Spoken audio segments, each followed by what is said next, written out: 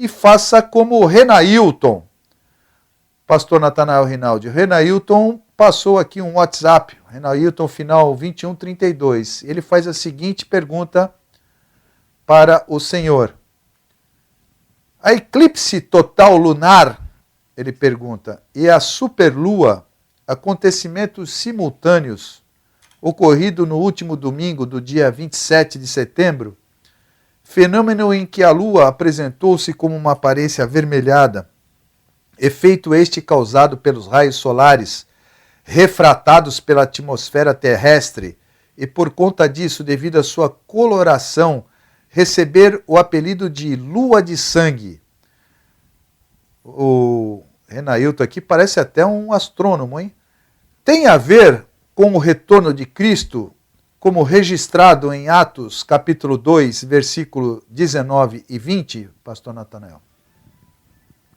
Queremos dizer ao nosso consulente Renailton que o acontecimento apontado nada tem de relação com a vinda de Cristo, considerando-se que o fato da lua ter se tornado em sangue é um acontecimento astronômico que se repete periodicamente, de 3 em 3 anos, por aí, mais ou menos.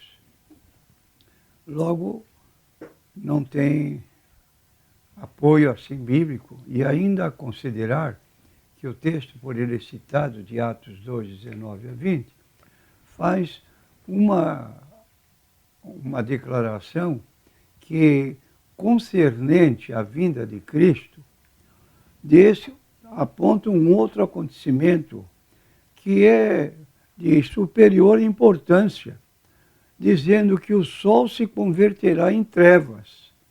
Ora, foi uma ocorrência que se deu de noite, o sol tem o seu brilho durante o dia, logo não tem nada a ver esse acontecimento com a declaração do livro de Atos 2, 19 a 20, como parte integrante de sinais que antecederão a vinda do Senhor Jesus Cristo. Também o Gilberto faz a seguinte pergunta via WhatsApp 996387610, aqui no dia 1º de outubro também, às 8h48. O Gilberto é lá do bairro do Santo Antônio, no Guarujá. Ele pergunta ao senhor, pastor Natanael Rinaldi, estou com uma dúvida sobre o capítulo 8 do profeta Ezequiel. Os profetas daquela época e os de hoje estão envolvidos com o ocultismo? Bom, o texto de Ezequiel, capítulo 8, é notório que ali havia um afastamento total de Deus. Os profetas haviam abandonado a verdade da vivência do povo de Israel e estavam adorando luas, estrelas e vivendo nesse clima assim de perspectiva de orientação através de estrelas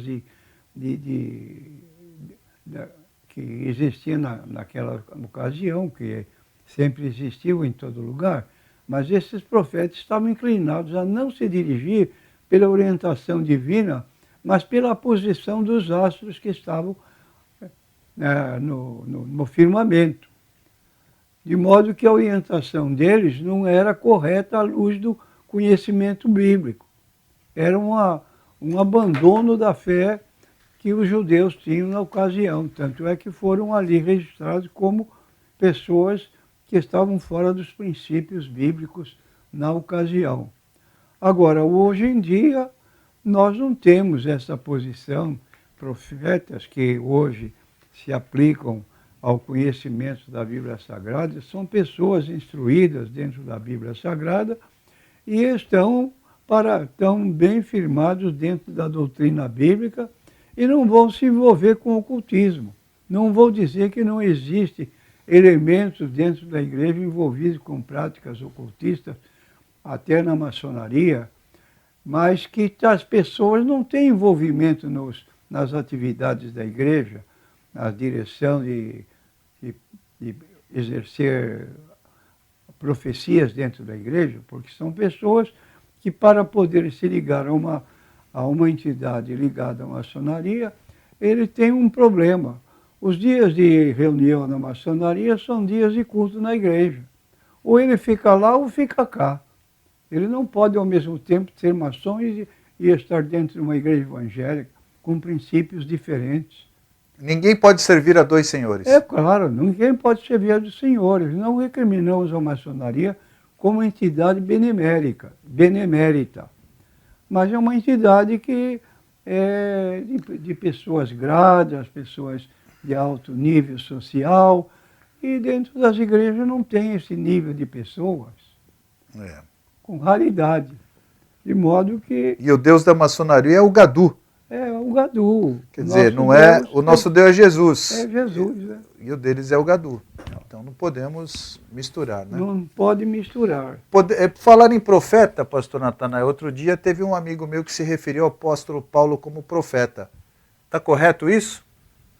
Como? Apóstolo Paulo como profeta? Está correto ou está errado? De certo modo pode ser. Pode ser? Pode. Ele tinha um ministério maior, né? Sim. Ele foi um evangelista de primeira, que chegou ao ponto de os próprios inimigos do evangelho em determinadas cidades dizer: estes homens que amotinaram o mundo, deixaram o mundo de pernas para o ar, chegaram até nós, porque era um evangelista de classe, quer dizer, iam a todos os lugares sofrendo ameaças de morte, como foram presos em Antioquia, lá ameaçados de morte, mas eles resistiram, foram vitoriosos e levaram o evangelho a todos os rincões que lhes era possível. De modo que o evangelho avançou com grande escala através do trabalho de Paulo, do apóstolo Paulo. Embora a Bíblia se refira assim formalmente como João Batista, né, como o último dos profetas, né? Mas Paulo também podemos, então, como o senhor acabou de explicar também. Muito maior do que João Batista. Muito maior do que João Batista, muito bem. Embora também Paulo fala que ele era doutor dos gentios, apóstolo e doutor dos gentios, né? Ele mesmo se intitulava. Era perseguidor da igreja, se converteu no caminho de Damasco, dali, ao invés de ser um perseguidor, tornou-se um divulgador do Evangelho. Maior evangelista do cristianismo. Né? Maior evangelista. Os livros, quase todos da Bíblia do Novo Testamento, foram escritos por ele. 13, quiçá 14. Muito bem. Temos aqui também na quinta-feira, 1º de outubro, às 8h48, uma mulher faz a pergunta via WhatsApp, 996387610, 996387610, ela fala o seguinte: a paz do Senhor, pastor Natanael, eu gostaria de uma melhor interpretação do versículo 30 de Gênesis 32. Então, seria Gênesis capítulo 32, versículo 30, onde Jacó diz que viu Deus face a face. Eu vou ler aqui o versículo para o senhor. E chamou Jacó o nome daquele lugar Peniel, porque dizia: tenho visto a Deus face a face, e a minha alma foi salva. Aqui nós temos uma colocação singular. A referência à sua glória celeste descoberta nos mostra que Jacó estava diante de uma manifestação que nós chamamos teofônica, teós do grego, Deus, de Deus, ou seja, uma aparição representada na forma humana, e neste caso tratava-se de uma aparição tangível, mas que não refletia a glória e o resplendor celeste, o que seria impossível de acordo com Êxodo 33, versículo 20. Quer dizer, uma aparição fenomenal de caráter único na Bíblia Sagrada, que teve Jacó diz que viu Deus face a face. Então não é comum, mas Deus se apresentou de um modo teofônico, quer dizer, de modo que a sua aparição pudesse ser sentida pelo ser humano. E em hebraico, tudo que termina com El tem Deus, né? El, por exemplo, Betel, é Bet-El, casa de Deus. Peniel também termina com El, é Deus, né? Então, o que seria impossível apareceu para Jacó numa condição excepcional. Viu Deus face a face, diretamente. Muito bom. Então está aí a sua resposta para a senhora. Temos aqui a presença do nosso irmão pastor Edson Miranda, é o gestor aqui da Igreja Evangélica da Paz. Ele pede aqui para anunciar cultos aqui na Igreja Evangélica da Paz, quarta às 20 horas. Ah, São Vicente. Aqui embaixo está aqui Silva Jardim 503, mas perdão, em São Vicente. Cultos às quartas-feiras, São Vicente. Cultos às quartas-feiras às 20 horas, quintas-feiras às 15 horas e sexta às 20 horas. E domingo, Escola Bíblica Dominical, às 9h30 e às 19 horas, culto de adoração e pregação da palavra. Lá é Rua Frei Gaspar, 3331. Frei Gaspar 3331. Você, pegando a Frei Gaspar, sentido contrário, sentido praia centro, é lá no final da Frei Gaspar, já quase chegando lá na Capitão Luiz Ornô, do lado esquerdo. Você vai ver logo uma de esquina, uma igreja grande, a placa lá, Igreja Evangélica da Paz.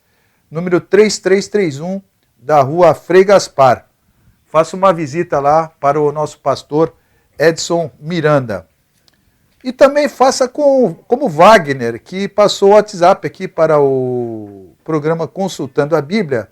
O celular do Wagner, o final é 4358. O Wagner é do Guarujá. Ele põe aqui: bom dia, a paz do Senhor. Isso aqui é de 2 de outubro, às 8h41. Eu fui batizado em 2007, diz o Wagner. Hoje me encontro afastado dos caminhos do Senhor. E tenho pensamentos de que não mereço perdão de Deus, pois só faço coisas que o desagradam. O que posso fazer para fortalecer minha vida e voltar à casa de Deus, pastor Natanael? Prezado consulente Wagner, vou chamá-lo de irmão. Lamentamos sua informação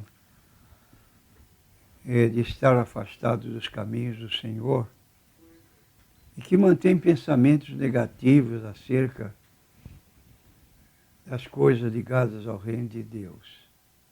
O que podemos dizer para você?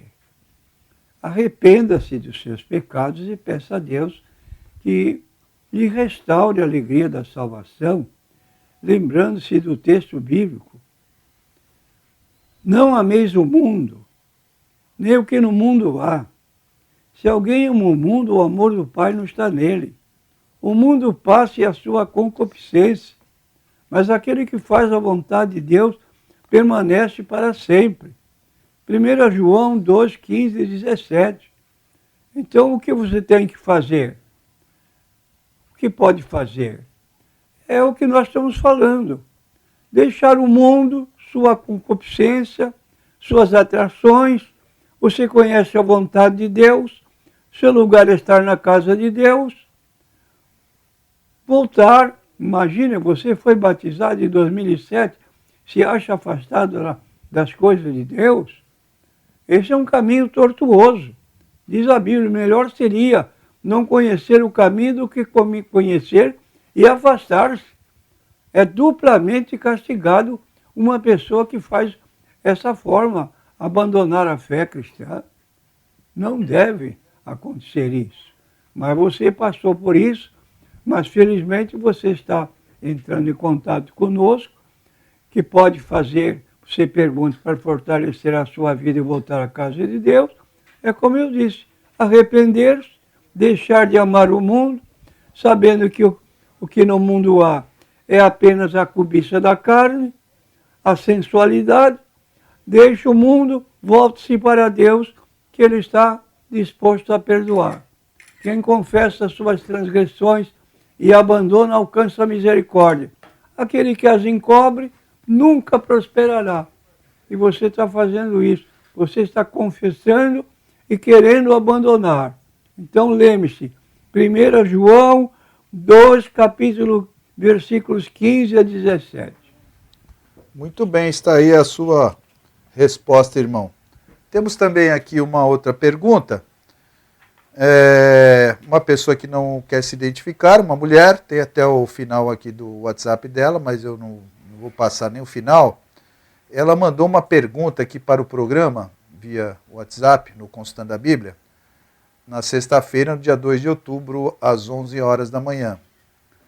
E ela fala o seguinte, pastor Natanael: a paz do Senhor, amados. Aceitei ao Senhor Jesus há 9 anos e o venho servindo e buscando de todo o meu coração. Mas nesse meio tempo, pastor, conheci uma pessoa que era afastada dos caminhos do Senhor por 22 anos e começou a frequentar minha congregação. E em 2 meses nos casamos. Hoje temos 10 meses de casados e confesso, pastor, não amo meu marido. Hoje vejo que errei, pois apesar de vivermos juntos, sinto que somos 2 estranhos. Ele sofre porque me ama e eu sofro porque não amo. O que fazer, pastor? Pois todo conhecimento bíblico contradiz com o que eu não sinto. São 10 meses de agonia e tristeza e frieza espiritual. Não entendo, mas peço em nome de Jesus uma orientação. O que fazer, pastor Natanael? Lamentamos essa ocorrência. Uma pessoa conhece Jesus, 9 anos, servindo e buscando de todo o coração, e se deixa enredar por um caminho fora dos princípios bíblicos. E aí está uma situação, como se diz, está se sentindo mal porque não ama a pessoa com quem se uniu. O que fazer? É o que diz a Bíblia, que comunhão há entre luz e trevas. Está arrependida, muito bem. O que fazer? Só há um caminho. É se arrepender, como tem se arrependido, e buscar misericórdia de Deus e voltar para a sua condição de servo de Deus, porque a Bíblia declara que se permanecer nesse caminho, depois de conhecer o Evangelho, como dissemos anteriormente, a pessoa que conhece o Evangelho está no caminho do céu, abandona o Evangelho, se separa. Qual é o caminho que lhe resta? É o caminho oposto, que é o caminho do inferno. Caminho estreito conduz à vida, caminho largo conduz à perdição. Então, já que conhece o Evangelho, procure voltar para a igreja, pedir perdão a Deus, converse com o pastor da igreja e, daqui para frente, tenha uma vida dentro dos princípios bíblicos, porque Deus está disposto a nos perdoar. Quem confessa suas transgressões e as abandona, alcança a misericórdia. Quem as encobre, nunca prosperará.